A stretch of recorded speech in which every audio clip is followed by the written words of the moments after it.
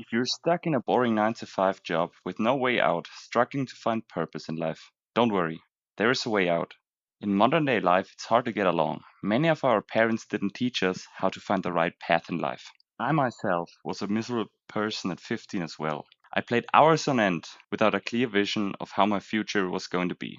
I want to share with you my experience and my top 3 tips to get out of that rut. I don't want to be too obvious, but share with you what I think are the most important steps every person should take to finally break through that wall of unhappiness and purposelessness. The main problem for many of us is probably that we went to school, played a lot of games, maybe we went to university, went out with some girls, but without a clear plan in mind. We just did what felt right.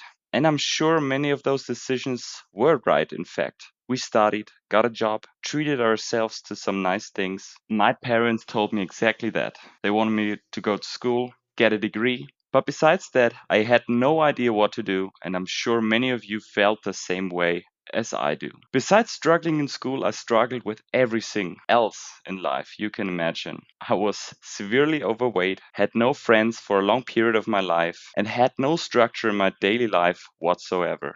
With a lot of luck, admittedly, but also the right strategy, I found out what I think is most important and what adds the most value to the life for the better. I reflected on those aspects a lot, and here is how I would tackle them if I had to once again. First of all, you have to eliminate procrastination in your life and actually get things done. Change your mindset from delaying the process of finishing the to dos to getting fulfillment from completing them. You have to do this in combination with a wish to actively change your life and show responsibilities for your actions. In my early teens, it didn't really matter if I got things sorted out. At school, you'd get one or two bad grades, but who really cares?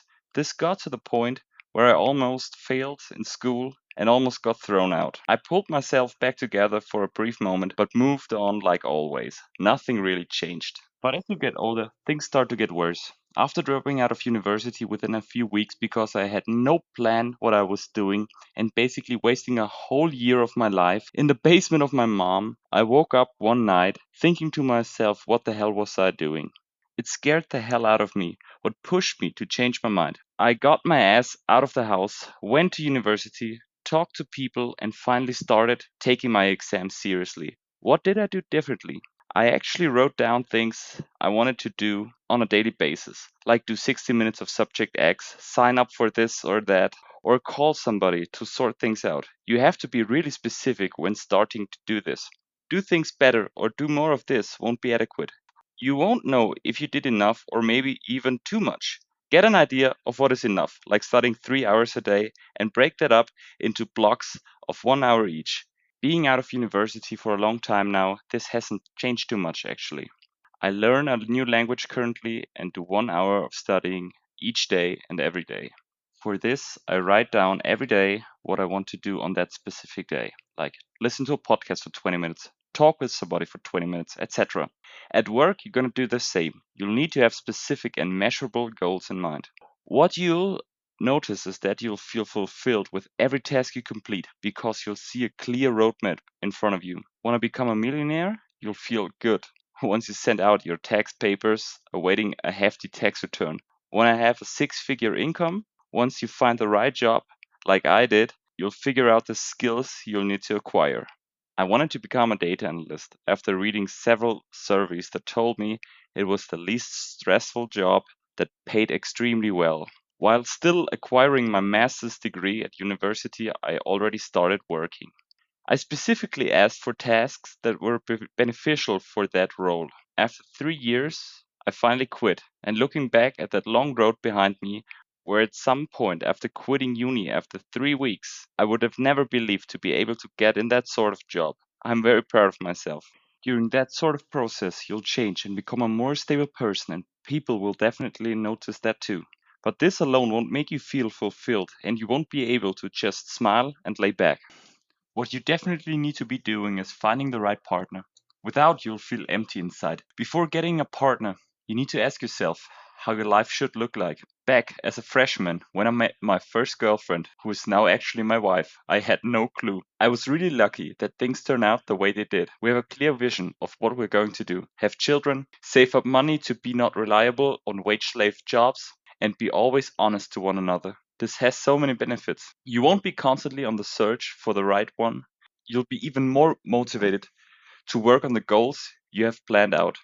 You'll be much more mature on the outside, and that will open up even more opportunities for you. What I mean by this is you'll go through a very hard process of building up this relationship. And when other problems come up, like at work, it will just be a child's game for you. And you're gonna handle these like a grown adult. But the big question is how to find the significant other I was talking about. In a complex modern world like ours, we actually ask this question ourselves, one another. And my honest opinion is that it gets even harder since social media came up.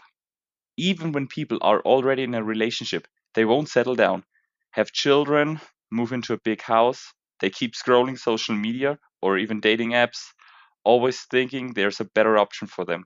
They play games with each other, they start ghosting, or stay in a childish like girlfriend and boyfriend like relationship for way too long until they finally break up.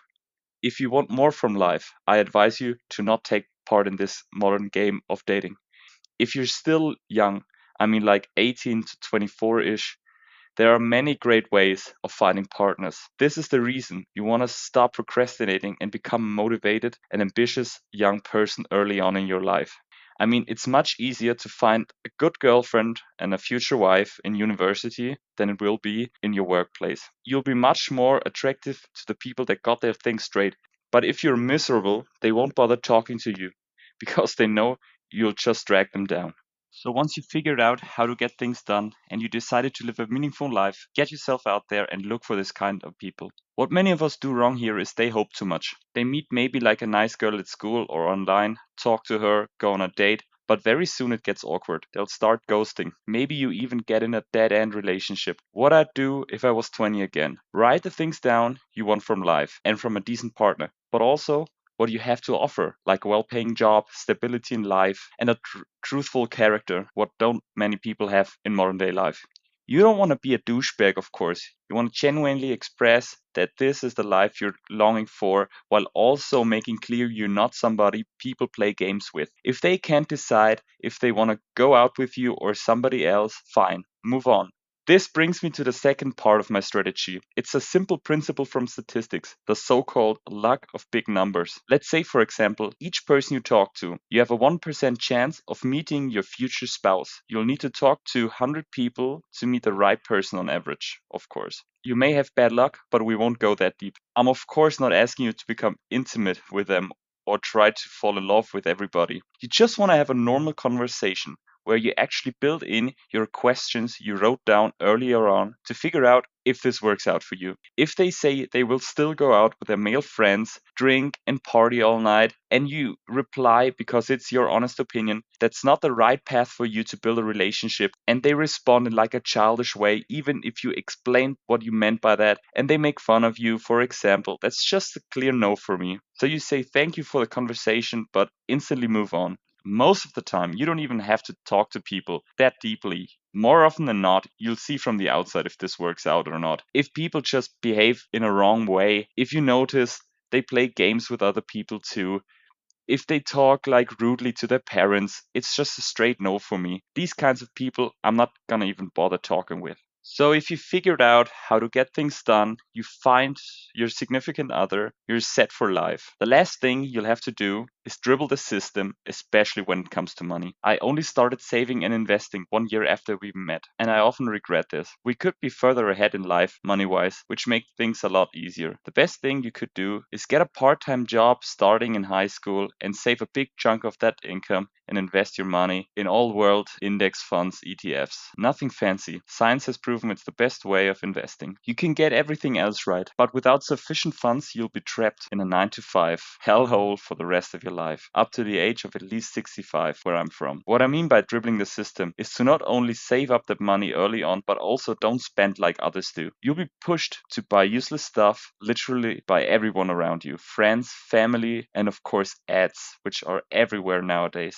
The most potent tip for this, from my experience, is to not ask yourself what you can buy with your money, but to actually ask yourself what's the least expensive way to get things done. Your new default is now to save and not to spend. I'll explain to you how to do it. You only want to buy the minimum, especially at young age. Why bother buying Gucci clothes trying to impress others when you can get comfortable and more often than not long-lasting clothes on sales at H&M for less than a tenner each? Of course, you don't want to be a cheapskate the whole of your life, but especially in younger years, the bare minimum is more often than not completely sufficient. As you get older and your bank accounts grow as well, you'll be wanting to treat yourself to some nice things. But don't let those expenses explode just yet. We, for example, save up to 65% of our income while still going on 4 vacations a year and going out having a beer almost 3 to 4 times a week. What we do differently is to keep our fixed expenses low, especially when it comes to living expensive and not owning a car, which is perfectly possible here in Europe.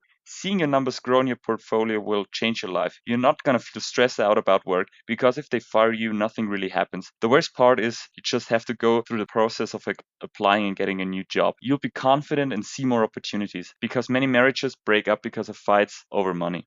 These were my 3 most important changes to once and for all lead your life in the right direction. I'd really appreciate if you considered to leave a like and subscribe. There'll be a new video every Sunday about the important things in life, such as finding right path or getting out of a miserable situation.